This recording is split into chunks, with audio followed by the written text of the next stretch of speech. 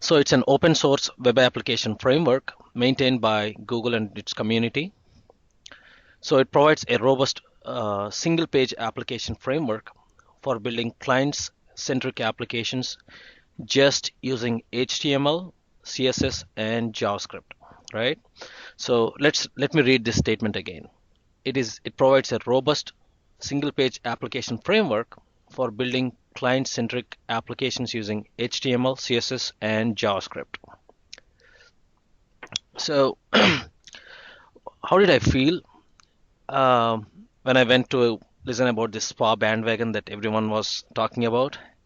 I felt like this giraffe. So I felt like this surprised giraffe, like everyone was talking about spa and I was not knowing. And I tried to learn some keywords. It can be that tough, right? Like we are all technologists here, and we heard of some uh, new technologies that are emerging. So generally, I try to learn some keywords, and then I work myself backwards by learning about those keywords. How do they all fit in? But in this specific case, when I tried to learn a few more keywords, and that was how I felt like. So then, to avoid all this confusion, I started looking into some videos, and then I tried to dig on my own pet project, and that's how I started learning. Oh, then it all fit very well together, and then I want to share some of that with you guys today. So, getting started with a single page application, right? So, generally, this is how it works. You start with a base parent page, and then you keep flipping views around on the same base page, right? So let's talk some challenges that we have when the views keep flipping across, right? So some of the key challenges that we are going to have with SPA is DOM manipulation. Like, how do I manipulate my DOM? How do I keep track of my history, right? How do I load my modules? Like, how do I route all these across? Like, if I have to go back, forward, and keep moving, right? How do I deal with caching? And what about object modeling? How do I bind my data to my pages? How do I deal with Ajax, and how do I get promises from the services, right? And then how do I load my views into it? So all these are the challenges in single page applications, right? So fortunately, we don't have to worry too much about that. For each of the challenge, Angular provides a way to deal with it. Okay, so let's go ahead and start with some keywords, and then let's work ourselves backwards, and then we'll quickly delve into our sample application. Okay, please hang on with me here for a couple of minutes here. So let's start with something called directives, right? So what is a directive? It's a way to teach HTML new tricks, right? So in our plain HTML page, we just have HTML, and we would have nothing but a plain HTML. So if we want to add some attributes and change the behavior of the application, then that's what is called a directive. So they are a way to teach HTML new tricks, if I have to put it that simple.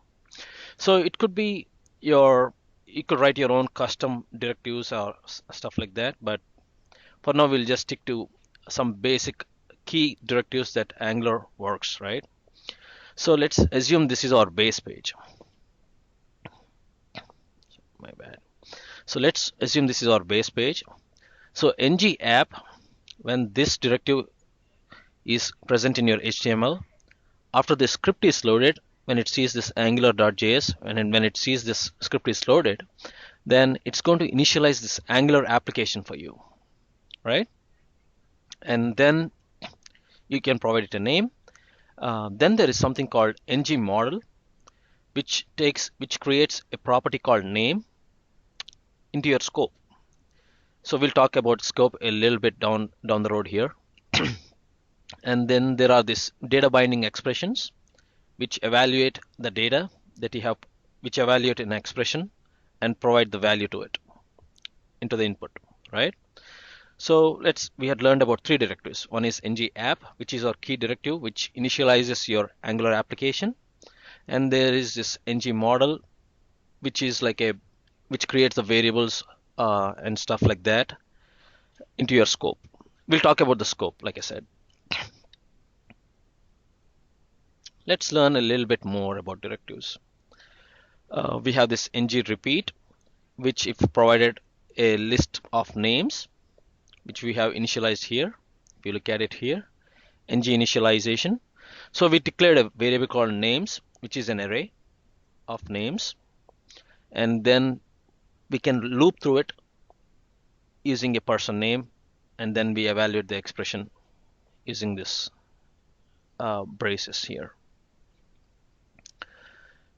All simple stuff, right, so far. So we created an ng app which will initialize my application. Then I have declared a names variable. This is all syntax of Angular, if I have to say that way. So we'll initialize a names variable, which is an array of some names, and then we'll repeat through it. That's one directive, right? So those are the directives. So like I said, Angular is all about HTML, CSS, and JavaScript. Okay, how it gets data to the view is a different challenge. It's all about HTML, CSS, and JavaScript so far. And directives are the way to teach the HTML tricks, how to get the data and how to display the data, how to manipulate the data. Okay. With enough said on directives, there is this whole bunch of directives that Angular provides, and I have provided the link here. So at the end of this session, I will provide this link to you guys, and you can go take a look at what are the different directives, what do they do. And in a few minutes, I'll also show how these all fit together, right? Let's learn about them. Let's go ahead and move towards filters.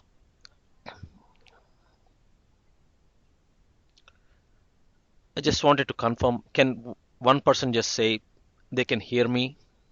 I just want to make sure it's awfully silent. I think everybody's muted. Okay, thank you. Thank you. In here from. All right. So let's talk about something called filters. So what are filters, right? They filter the data that we have in a list. My bad. They filter the data that we have in a list. So let's say customers is a array list that we have initialized, just like we have seen in the previous sample. We have seen a variable called names, which is an array. So let's assume customers is an array, and you can filter that data that you're displaying. All you have to do is just have a unordered list, and this will automatically create that many list items when you have ng repeat, and you can filter that down by saying I just want whatever is in my view models. If you have heard about this MVVM pattern that has been going on for a while, which is model, view, and a view model. So model is your data object, and view model is a glue kind of stuff that handles the state between your view and a controller. So let's talk about that a little bit here. So you can filter your stuff by saying, hey, whatever list that I'm displaying here will be limited by this variable called customer.name, which is nothing but whatever I type into a variable or something like that. Like it could be an input, or it could be ordered by name, right? So you can have multiple things. Again, there are like tons of filters. So there is this directives, and there are filters that you can use on the data on your view model to display appropriately. So there are this uppercase, lowercase, order by, there are a ton of stuff. So I have provided a link here.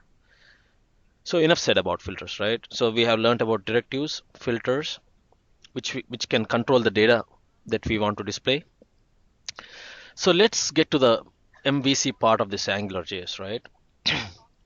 Let's talk about what is a view, what is a controller, and what is a scope, which is a key aspect in this Angular.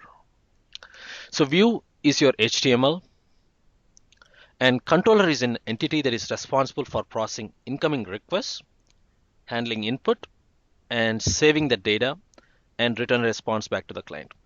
So ever since I have started my web, it was all about retrieving the data like a list from database displaying it on the view, or I have a form that I enter some data into and that gets saved to the database, right? That's basically web. Like anyone who has been in the web for a long enough time, end of story, like that's it, right? So view is basically your HTML, basic HTML, and controller is something that is responsible for processing your incoming requests, which is when you type in some data into your form and click on submit, it has to be processed, right? It has to be processed for the correctness of data, and it has to be processed for making sure that uh, it is sent to the right database or service layer that we have and whatnot. So that is controller. So what is this scope, right? What is this dollar scope, which is a key variable in Angular? Scope is nothing but the glue, which is called view model in MVVM pattern. It ties your view to the controller. So you can write your view independently of what gets sent to the view, like a data object, right? So I have a list of customers, I need to display it. So list of customers is what I'm dependent on when I'm writing my view. So how that list of controllers gets populated is a business of controller. And scope is a variable that holds the data between controller and view so that they can be independent of each other, right? Get that? Silence, I take it as an S. So let's go ahead and see how to create a view and how to create a controller, right? So view is not, like I said, view is nothing but your plain HTML, and you have directives, which are some tricks that teach your HTML to repeat some stuff, right? So I'm saying repeat the customer object in customers and display the customer.name and display the customer.city. How these customers get controlled is a problem of my controller, right? So for that, I'm saying my controller is simple controller. For this view, I'm just saying controller is simple controller, right? So in my simple controller, like I said, scope is like your view model. When you say scope.customers, you're defining a variable which in a typical scenario you would get it from a data service, right? Like you never store a list of customers in your JavaScript file, obviously, right? So for this example, let's say we consider this hard coding. Let's put this hard coding a bit aside and say I am defining a customers array in my controller and setting it to the scope. And somehow magically in this view, this customers list, when you say customers, it automatically knows that I'm talking about this specific customers, scope.customers. Okay. Like I previously said, we wanted to write the views and controllers separately, but if you look at it, it's a bad practice that I'm showing you here, which says my controller is this guy, right? Your view should be independent of the controllers, that how the data gets loaded and all that. So that's when I'm going to call on something called routing, which defines which controller and view are tied together, right? This is it. So we talked about a view, which is your HTML, and we talked about directives right here. And then we have talked about the scope, which is your view model. And we have even talked about the controller that takes some action or provides a list or whatever.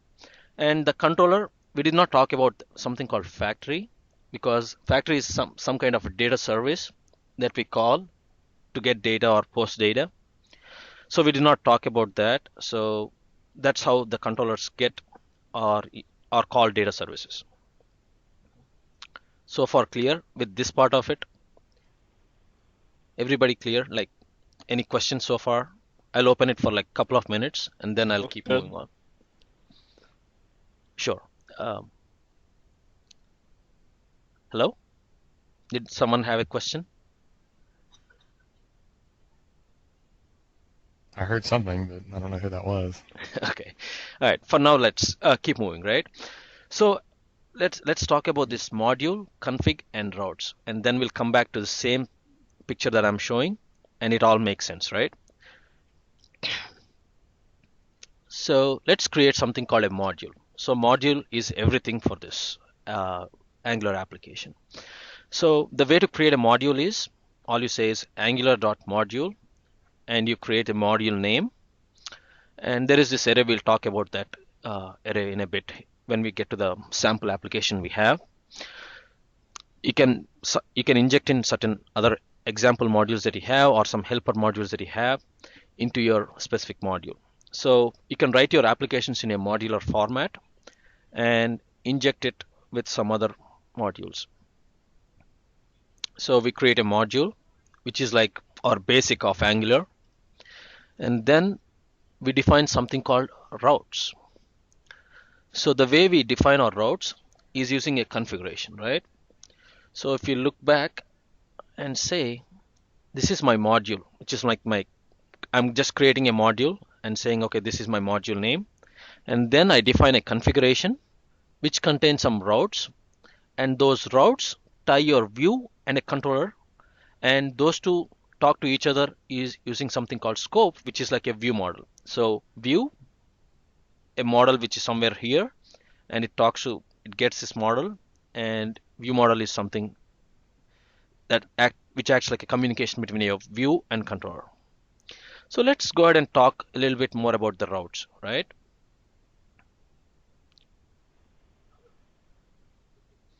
So I have created a module called Angular Swarm app, and then I'm providing it with something called Bootstrap, which is for my CSS and stuff. And then I'm providing ng route, which helps me provide something called a variable called route provider. So whenever you're seeing this $route provider, it's like a Angular. Think about it as like a Angular keyword, like a $scope. It's like an Angular thing, right? $route provider is a module that helps us with routing. Okay, so when somebody goes to my application and says /home, then go to this template URL and fetch this HTML, which is my view, and the controller that is tied to it would be your home controller. So the way when you say scope dot whatever, your home controller is the thing that's getting it for you. Get it? So when you go to a certain location, then you can define what is your view, which is your HTML page. Like I said, HTML, CSS, and JavaScript, right?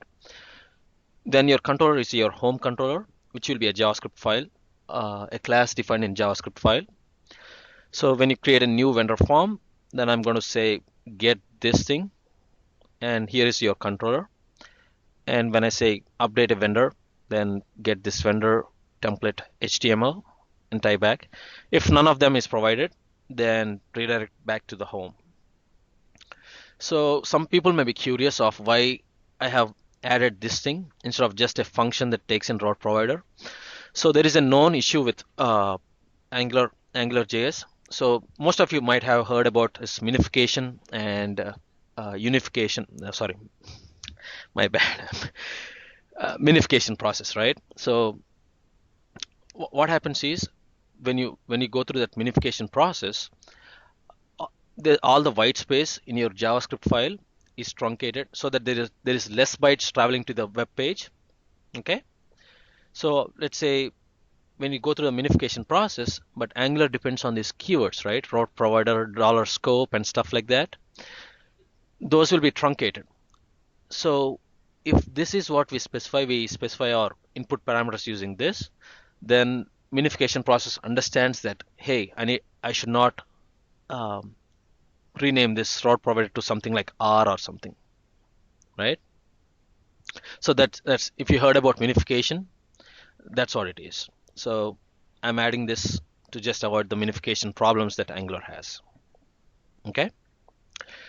So the only other thing that we haven't talked about from the image that I've shown is factories, right? What is a factory, right? So a factory is something that acts like a data service layer.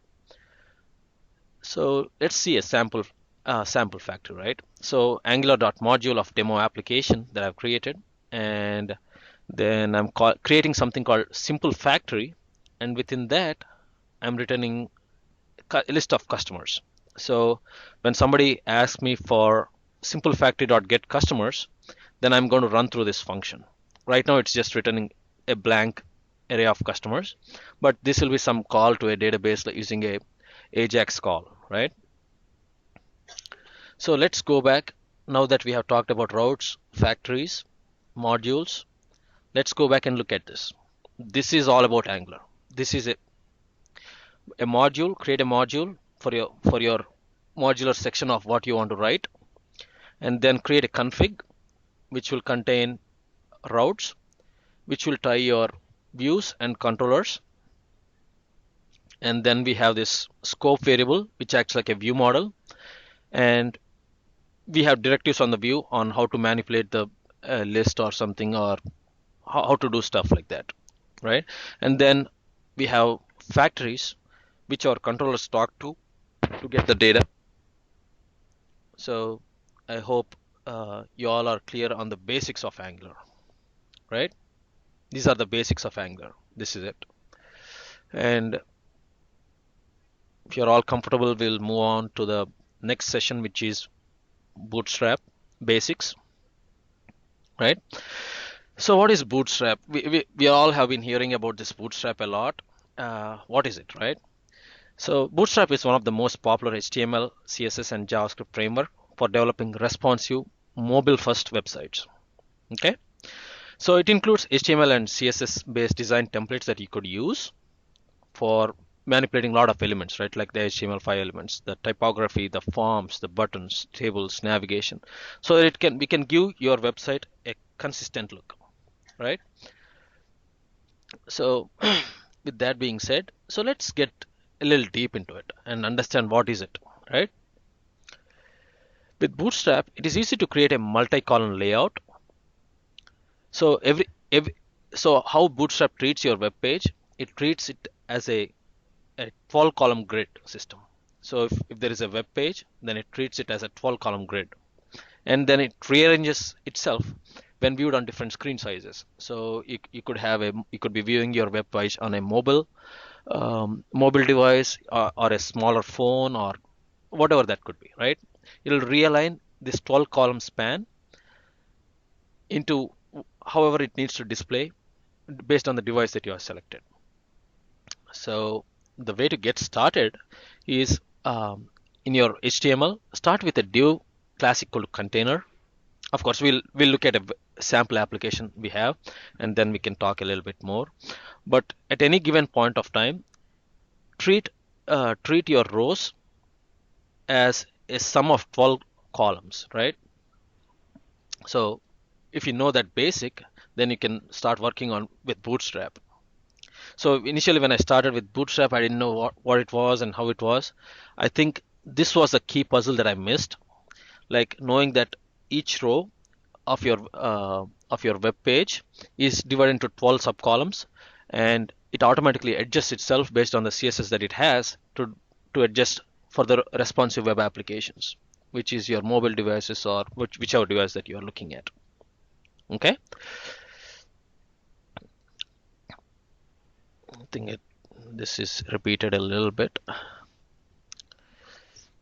All right, so without getting, if you know that basics of Bootstrap, then I'll show you a sample application actually, right? So I created one of my pet projects using the theme of Bootstrap that I've seen. So this is how, right? This is how it looks. So I redesigned completely our existing web application that we have in production today, and use the Bootstrap to give it a new skin to it. And of course, yeah, I'm using MVC as a backend. Then you can edit stuff, you can add stuff using the grids, and it's all responsive, right? If you look at it, I'll show it in a bit here. And we go to vendor search. We do this, and this, like I said, I'm working for a team called Compliance Depot, and look at this, right? Based on the screen size, it has automatically adjusted itself. So all I'm treating it, this is, I have a vendor grid, and then I have a list. Each of it is a row, and row is consisting of 12 columns. I said, okay, set me this for 4 columns and this for 8 columns, and it automatically adjusts itself by that, right? So I can show you a little bit more. And then I have this fancy grid. You can search by 333. You can export it Excel and all that. All this is the beauty of Bootstrap. It's nothing else. All this is beauty of Bootstrap. And then you can click on this. You can search for, and then say, so stuff like that. So it's like a sample application I wanted to show off how the basically to show the capabilities of Bootstrap, right? And then I can have like a lot of stuff, right? I can search by this and say stuff like that. So all this fancy stuff it has.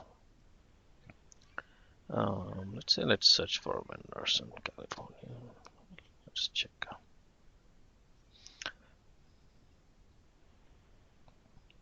And then it has this stuff. And then we can look at something like this. Enough said, right? Like you get the point. So I don't want to drag too much of and waste too much of people's time here. So I'm just giving a sample of how it looks like on a normal application if you apply your Bootstrap themes, and that is how it looks like. So let's go ahead and kickstart our sample application here, right? So obviously I did some of my homework before I came here. I created a sample application.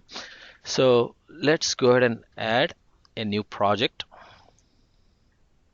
and pick ASP.NET Web Application. So if you want to know the technologies that I'm using ASP.NET MVC5 for this. And let's go ahead and kickstart. There are a lot of starter templates you could use, but for this session we'll just use the basic stuff, right? I'm just going to pick MVC, and with MVC5 you can mix and match the templates that you have, right? So I'm just going to add web API in this as well.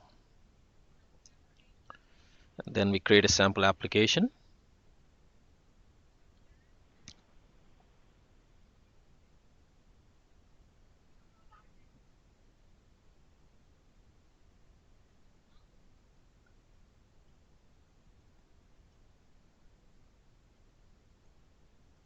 Right. So this is our sample MVC application that it has the basic stuff, right? Then we install some NuGet packages. So are you all familiar with NuGet packages, right? So it's a Microsoft's way of adding stuff like a third party. Let's search for Angular for a quick second. So I'm going to just install this Angular on this.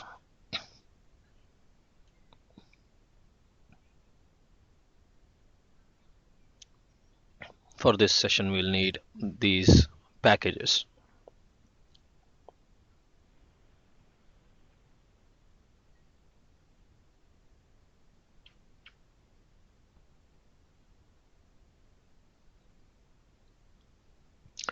And then I'll need some routing. So let's quick start and install that. Not all. Okay. It looks like it's already installed that. Then I would need Angular Bootstrap. I think I forgot. Oh, by the way, I need to mention about this Angular Bootstrap thing. There is this link. Oops. You can go to and see all the corresponding things that Angular has done, which corresponds to Bootstrap. So it has provided some Angular JS things, syntax for the Bootstrap. So that's the link right there. Okay, you can take a look at it. Like there are a lot of controls, like how to design, how to work with a input control for Angular Bootstrap and stuff like that, right? So that's the URL right there. So let's go back and see if those things are all installed. And Angular UI router, let's install that. All right, so those are the packages, like Angular Bootstrap routing is all I need. That's all I need. Okay, so let's start with a base page, right? Like I said, there should be a base page. And let's copy it from my sample application here.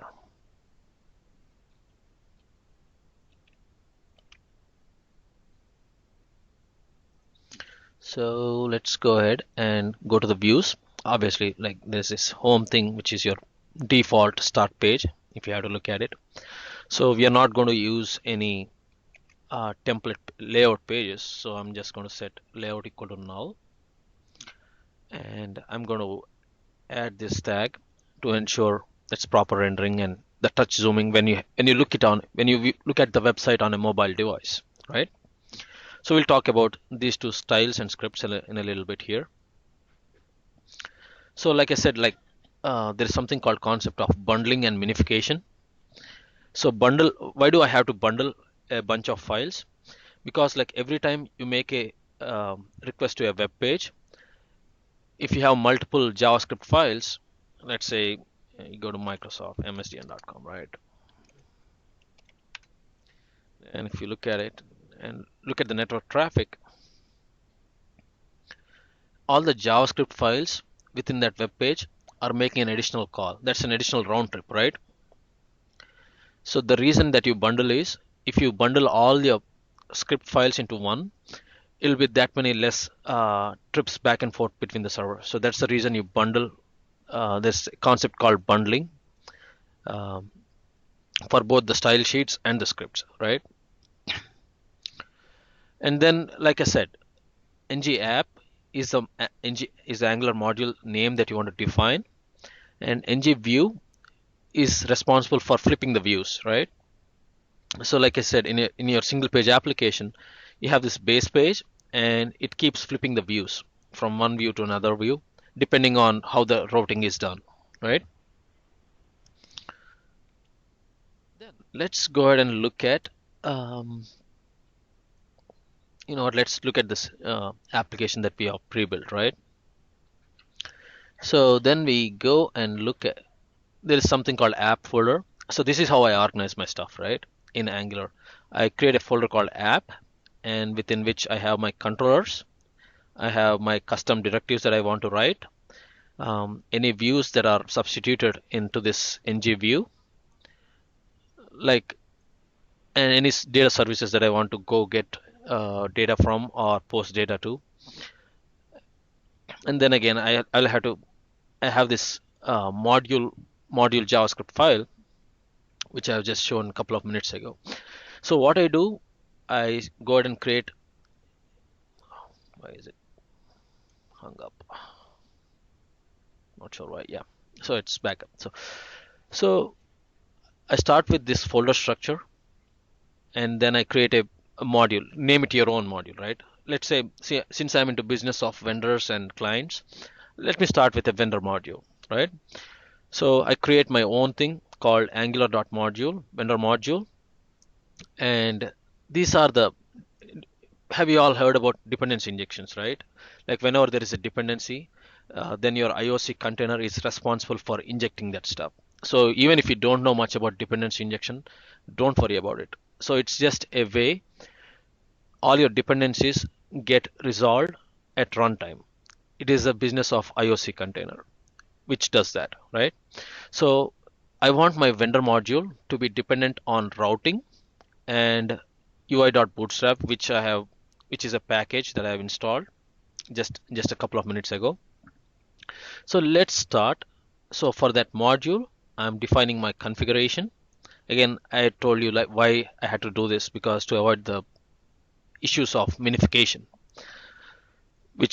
So what is a minification? Minification removes blank space and renames your variables to short variable names, so that those are that much less number of bytes that have to travel across the HTTP request, right? So I'm defining my routes here. So this is it. So I define my module configuration, and then I have defined my base page, which has a ng view which flips the views, and I have my ng app which takes a module name that I've defined right here, right? So let's talk about the scripts that I may need real quick. Okay, so if you look at the MVC application structure, there is a folder called app_start, which has something called bundle config. So in this bundle config, if you say bundle table.enable optimizations, it will bundle the scripts that you mention into a single file, right? So let's talk about the couple of things that we are interested in today. So obviously for styling, I'm dependent on bootstrap.css and site.css, which is like a base a style sheet that Microsoft that comes with MVC5 or MVC templates for that matter. Then I'm saying create a new style bundle or at this location with these two files in it. Okay, obviously these two files are existing. Those, like when I install Bootstrap, it comes automatically, and Angular obviously creates this scripts like AngularJS, Angular route, Angular Bootstrap, and then I have my module vendor module.js, which I have just defined here. Okay, this is my JavaScript file, so which contains my module and my configuration. And then I have my data service, which we'll talk in a little bit here. And then I have my custom validation directive. We'll talk about validations also as we move along. And then anything that's a controller, anything that starts with a star.js under this folder, just include them. And vendor directive is my we'll talk about that in a little bit as well.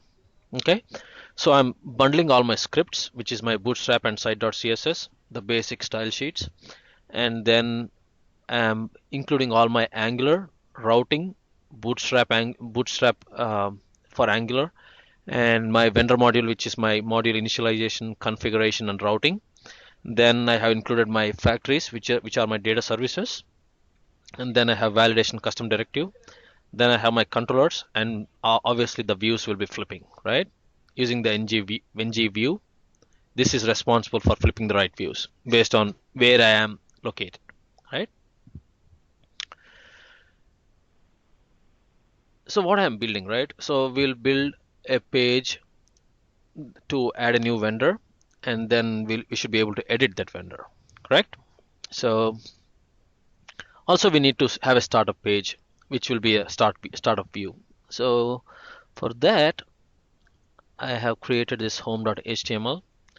So add a new vendor and display a list of vendors. Add a new vendor, update a new vendor, right? Pretty basic stuff.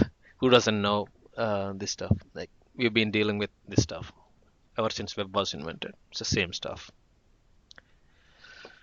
So like I said, ng repeat is used for so this view is assuming that there will be a vendors in the scope object. I have a quick question. Sure. If you don't mind, the bundle, is that an ASP thing? So bundling is a generic concept, right? So in ASP, right. there is a way to do it, which is bundle config, where you specify a list of files, or with Visual Studio there is something called Web Essentials that comes with it. So you can pick and choose the files that you want, right click on it and say bundle these files together, and it will create a bundle file. So bundling is a concept that is generic to the web. How it is done in Microsoft Stack is what I have shown here. Yeah. Does that answer your question? I was wondering. Yeah. Okay, thanks. Okay. So bundling and minification is also a generic concept. The way it is done in different technology stacks is a little different, right? Yeah, I guess that's what threw me off, is I haven't heard it called that before. I mean, I knew what minification was, but I wasn't sure that's one of the things. Okay, thanks. Okay. Any other questions before we keep moving? Like, is everybody comfortable, or am I going too fast, too slow? All right, I'll take silence to be an S. Good.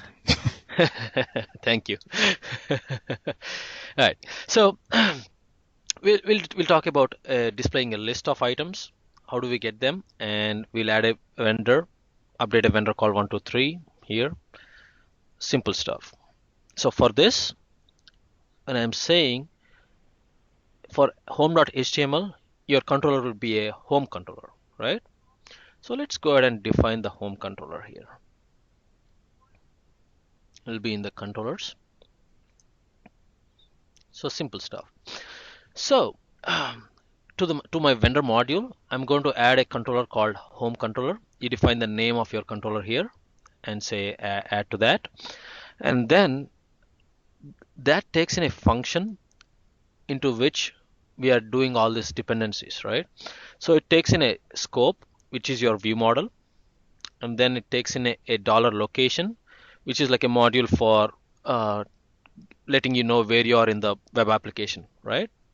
That is how I know which path I'm in and stuff like that. You remember we talked about the challenges in a SPA to know which routes to go and where you are in a specific application. So location gives you that leverage.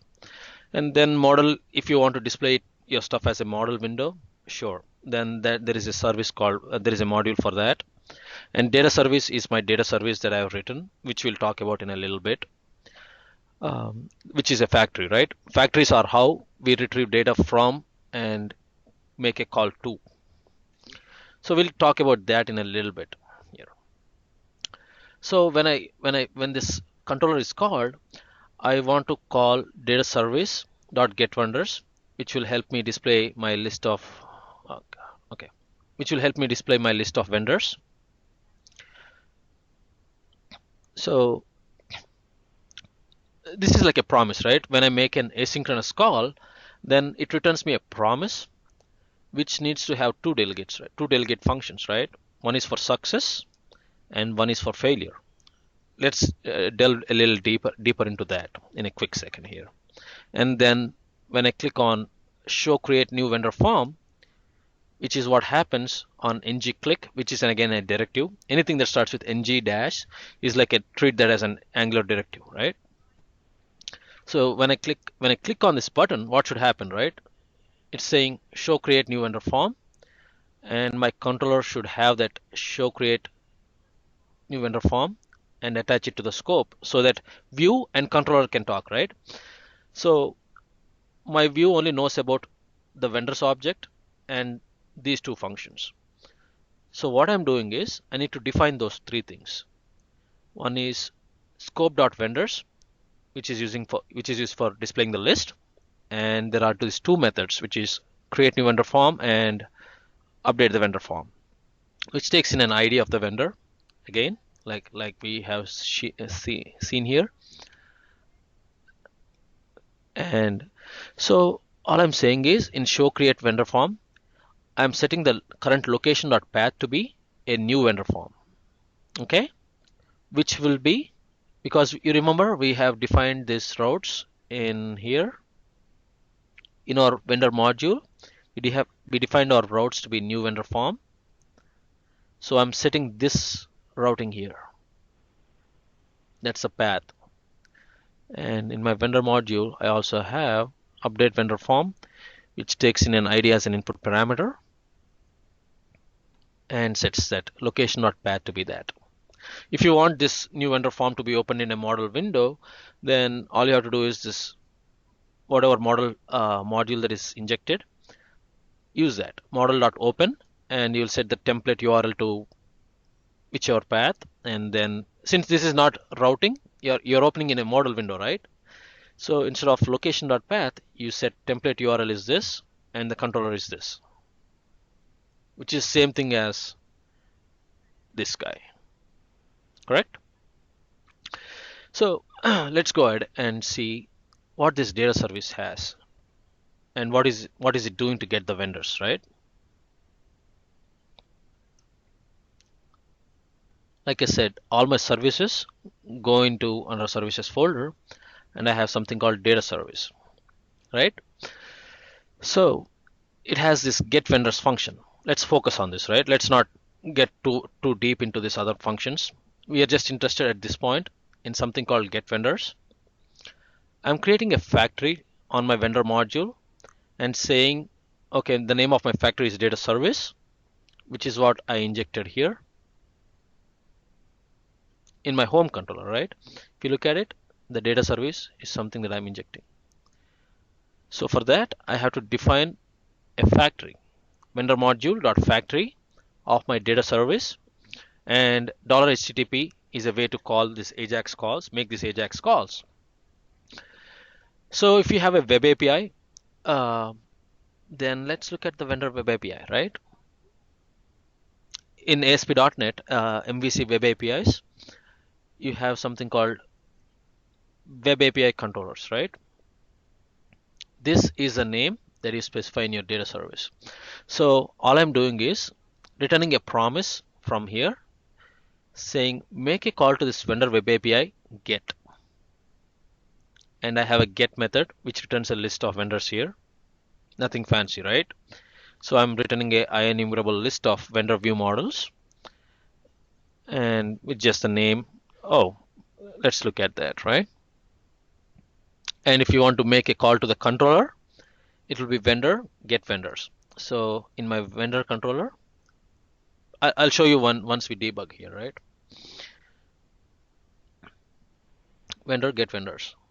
And since JSON is what is supported in the UI, I'll have to convert my vendor list into a JSON formatter object, which again I'm injecting using this JSON response formatter. Okay, does that make sense so far? Like, anybody has any questions? So what is a controller? Controller is a way to talk to some kind of data in server-side code in Microsoft MVC stack, and web API is a similar thing which provides you the JSON format, but controllers do not return a JSON format, so you have to make it return a JSON format object. Okay, there is this. I'll send you this code. Like, don't worry about the internal details of the code. I'll send you all this code. Okay, that should not be a problem. I just want to make sure that you guys are understanding the concept of it. Everyone get it? Like, any questions? Nope. Okay, so yep. All right, so my data service, I'm making a call to the web API to get my data, which will be a server-side code, right? So let's go with this. Let's go ahead and start debugging and see how that behaves, right? My home controller. Let's see what happens if it's a success, and if it's a failure, we'll see. That's it. We are ready to start our first page of Angular.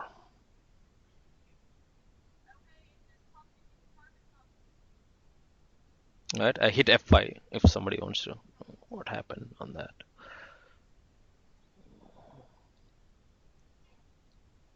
Okay, right now what has happened was in my home controller, this data service.getVendors was called, and since it's a asynchronous call, if you look at it, I'm making a call. Where is my data service? Right here. I'm making a call to the web APIs, and that's why this breakpoint has been hit. You see that? This is my vendor web API, and I'm calling a get method, and that's why this has been called. This has been called. So let's return the list here, right? So since it was a success, there was no error returned.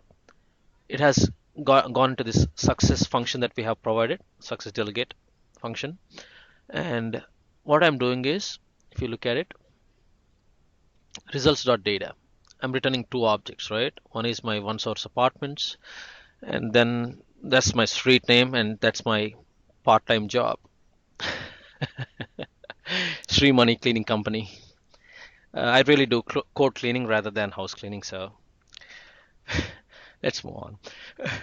So then I'm setting that those two objects, which are my array list of objects, into scope.vendors, on which my home.html is dependent on, which is scope.vendors, right?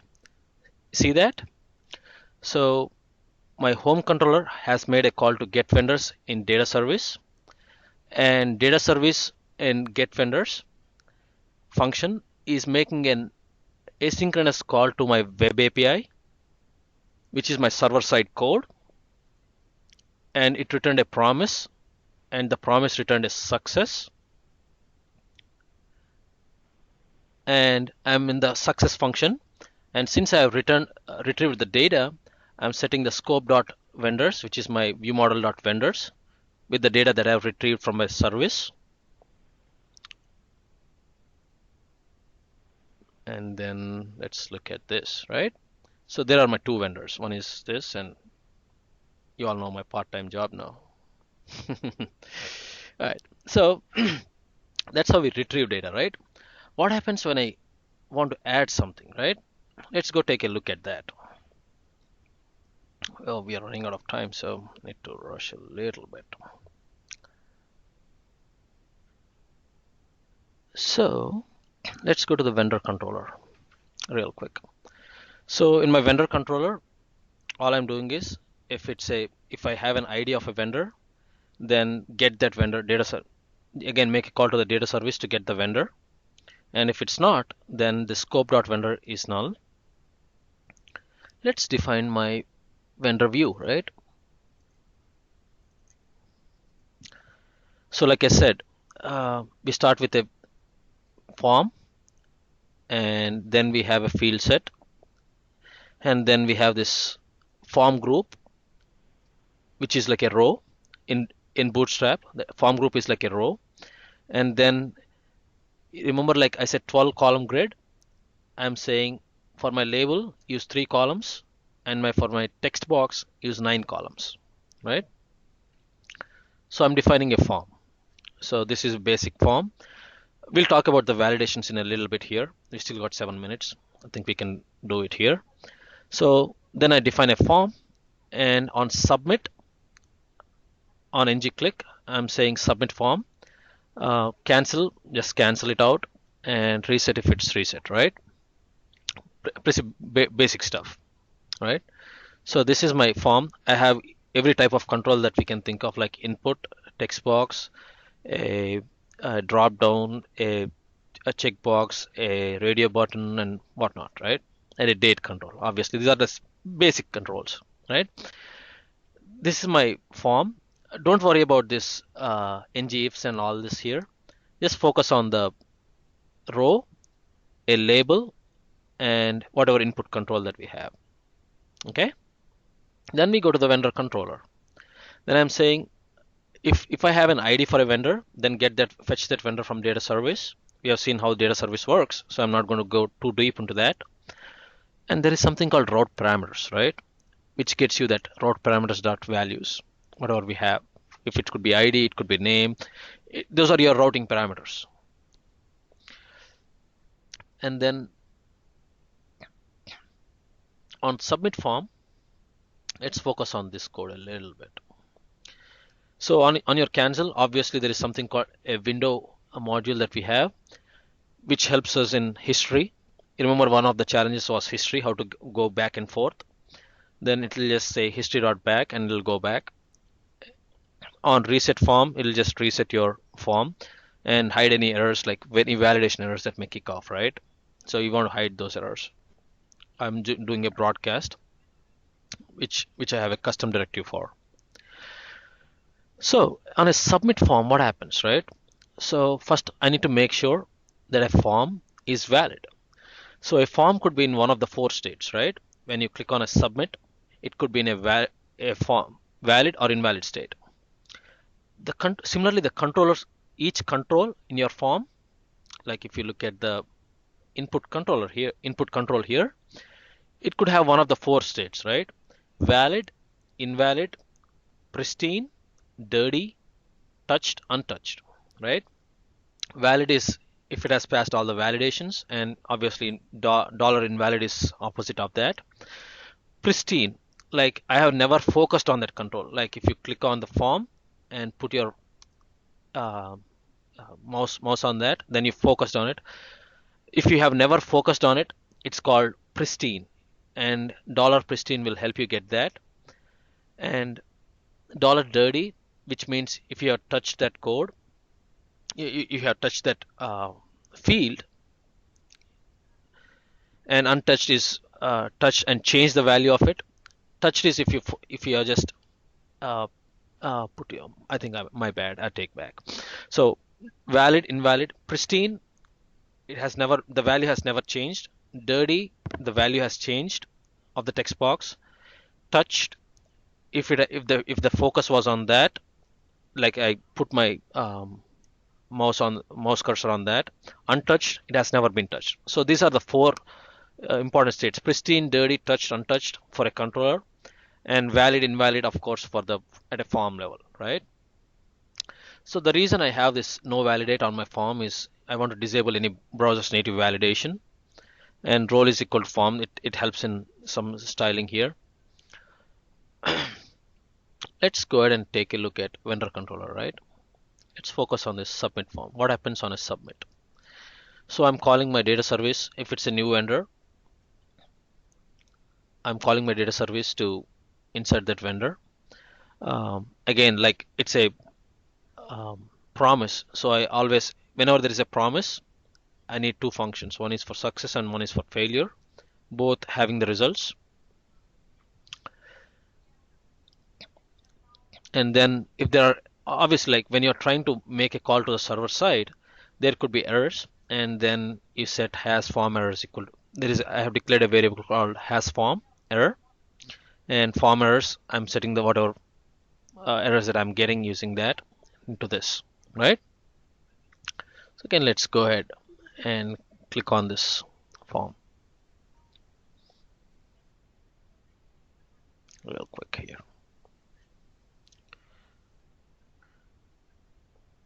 And then again, it goes and gets it.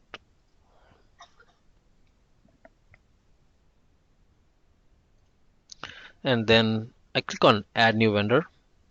So obviously, like when I clicked on that, I'm going to this, setting this routing path, which has vendor controller and vtemplate.html as your views. And then there's your basic HTML form, right? It's all already laid out. And obviously, like if I reduce the screen size, see, it's all mobile friendly because I'm using the Bootstrap template, right? So then I'm going to say, right, those are my validations. We'll talk about validations a little bit here, right? So if I've never focused on this and I've never changed the value of it, it was pristine. Now I changed the value of it, it's dirty. I never selected this control before, so it was untouched. Since I select, now I set my value, set my focus, or like I touch this control, it's touched. So these are the states that will help you in validation: dirty, pristine, touched, untouched, valid, invalid, right? So let's take a look at that for a second. So I'm saying my vendor name is required using my ng required attribute, and I'm saying the minimum length is 3 and maximum length is 6, right? These are some of my random validations. And then you have a pattern validation, like you could write your own, you can write your own regular expression for that. And then I'm setting my value to editable vendor.name, right? So if there was a value, so editable vendor is just like a vendor that I'm setting it. Let me show you that. Initially, when I get that vendor, I'm making a copy of my actual vendor object, so that if I can hit cancel or reset or something like that, I can actually keep the state of this vendor, right? So I'm declaring a new variable called editable vendor. Doesn't matter it's an edit or add. I'm just setting the variable name as editable vendor, right? And then there is this type ahead also, and I can show you that. So the type ahead is super simple in this. All you have to give is a list of values and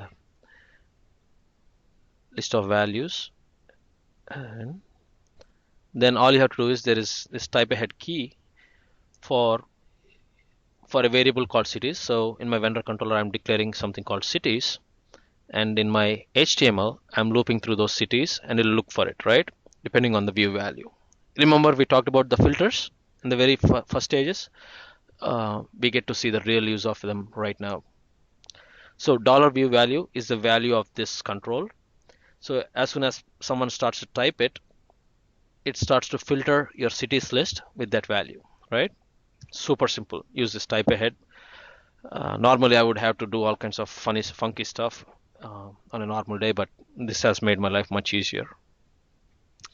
So then you bind your there is something called two-way binding, right? We need to talk about that. So when you say ng model is equal to certain value in your view model, then you get whenever the controller changes the state of this editable vendor, it reflects on the view.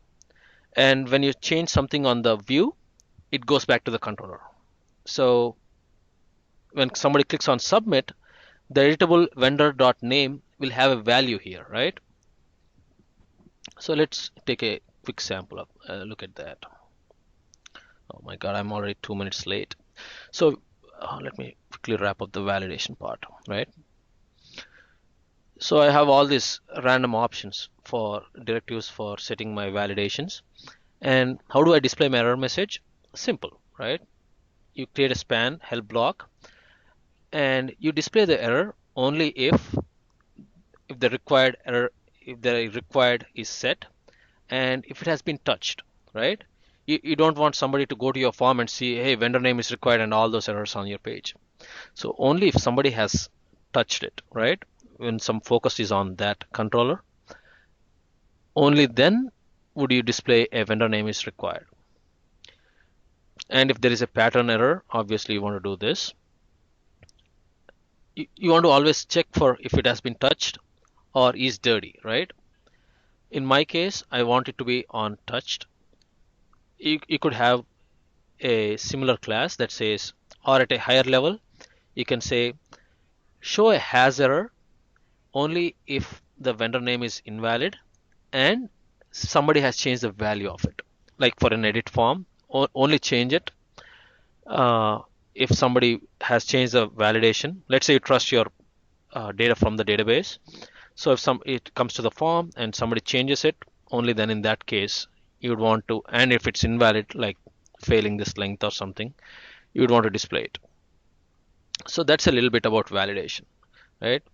You can not only have this true or false values, you can also have a function calls which says depending on who has logged in, just make it a required or not required, right? It could be that. So we talked about model binding, which is a two-way ng model, which is a two-way binding. We talked about this validations, how to display the error messages. We talked about the states, and we talked obviously this controller like on ng. There are two ways to submit your form, right? One is something called ng submit, or on your button you can say ng click and call a function. I prefer this because I don't want to submit my form for every button or anything like that. And then if there are any server errors, you remember this has form errors equal to true in my vendor controller. If something happened when updating my vendor on the server side, I set these values to true and setting this thing. In that case, since it's a two-way binding, it's like a evaluation expression. It'll display this list of errors. So let's go ahead and take a look at that as well, right? Starts with and say 1, 2, 3, 4, and then evaluation status approved. Let's say W, let's say W2. Let's put a breakpoint here real quick. You're almost there, guys. Like, sorry for my additional 5 minutes that I've taken. But I want to show you the two-way binding that happens real quick. Okay. So I've submitted my form, and since it's still valid, let's take this editable vendor, right? And then I typed in 1, 2, 3, 4. I set my approved name is application. My parole type was W2 and my service city is DFW. So since it was using ng model, there was this two-way binding. There was binding the values of the input controls to the view model, right? You remember the scope, the wonderful view model that we talked about? This is it, right? And then if it has, then it makes like then if it is like an insert vendor in the data service, it gives you a success function, and then you go back using the window.history. If not, you show the errors, right? And then I'm just going to say, go ahead and do it.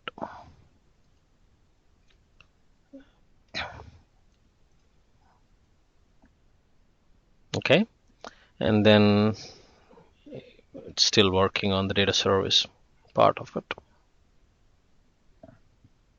But that's it, guys. Like, there is also something called Zen coding. We can talk about it some other time. We are already late. So any other questions that you may have? I'm just going to open it up to the public here. Okay, I have one question. Sure. What's the relationship between route provider and minification? You explained something, but I didn't get it. Okay. So what happens is, it's hung up right now. So what happens is, all this dollar scope, dollar route provider, these are the keywords that Angular depends on, right? Yes. So what happens during a minification is a process which removes a lot of white space and renames the variables that you have into a shorter variable names. So Yes. since this Angular is dependent on this keywords dollar route provider or dollar scope or whatever that is, right? We have a lot of dollar window. If you look at it, all these are like the keywords of Angular. We don't want them to be renamed. So for that, if you have, oh god, it's hung up.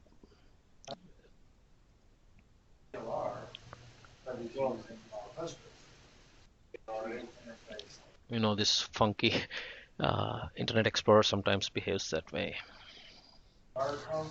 during the debugging sessions.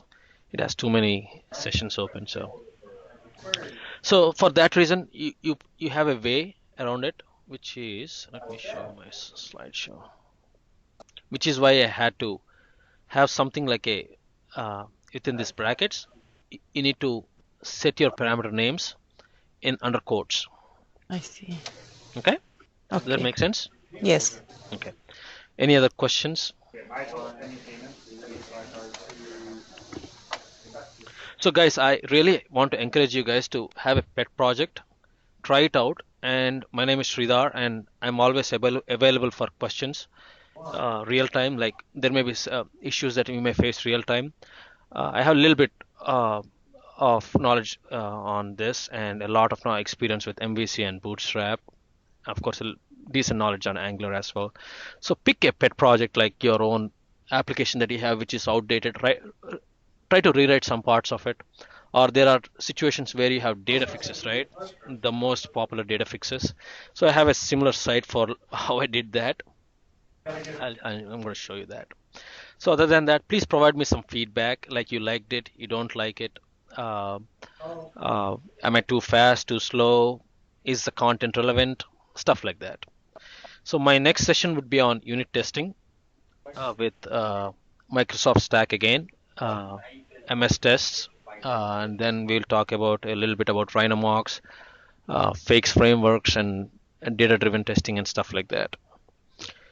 So thank you for attending this session and hope it was useful to you guys. I try to repeat as many times as possible so that it gets into the mind, right? So that's my way of doing things. Thank you. When are you going to have the unit tests? Sometime this month. I do not have a date yet, but depending on the timings, if you're all interested, I will definitely send out a session notification. Okay. And I noticed you're recording. Can you save the recording somewhere and Oh yes, let of us know? course. I need to